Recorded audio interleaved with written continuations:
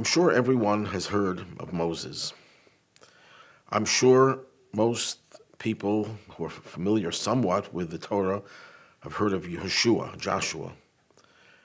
But I'd be surprised if we'd see a lot of people who know who Chur is. Yet Chur seems to have been the third most important person at the time of the Exodus and the giving of the Torah. Chur, in fact, was a nephew of Moses, the son of Miriam. And where is Chur mentioned? There are actually 4 places where Chur is mentioned. 3 are explicitly in the Torah, and the 4th one is mentioned by Rashi, the great commentator. The first time Chur is mentioned is in the context of the war against Amalek. When Amalek attacked the Jewish people, Moses went up on a mountain, and he took his brother Aaron and his nephew Chur to support him as he was raising his hands. As long as Moses' hands were up, the Jews were victorious. So Chur was the one who supported Moses. The second time we find Chur is when Moses went up on the mountain. This is a different mountain now, on Mount Sinai, to get the Torah.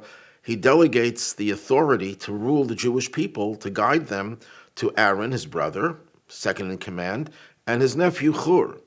That's the second time it's mentioned.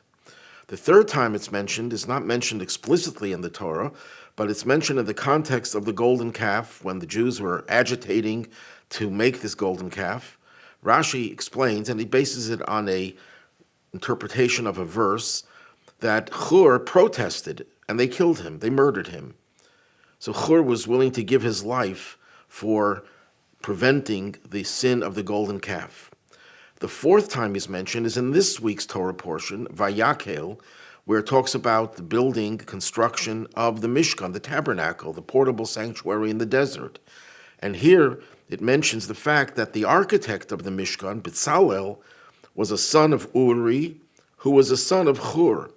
In other words, Chur is given an honorable mention in the context of the building of the sanctuary. How do we tie all these 4 things together? The answer is that each one of these things represents one of the pillars upon which the world stands. The world stands on 3 things our sages tell us: Torah, study of Torah, avoda, service, and gemilut chasadim, and acts of kindness. So here Chur, in the first case, he supports Moses with prayer. That's the pillar of avoda, of service.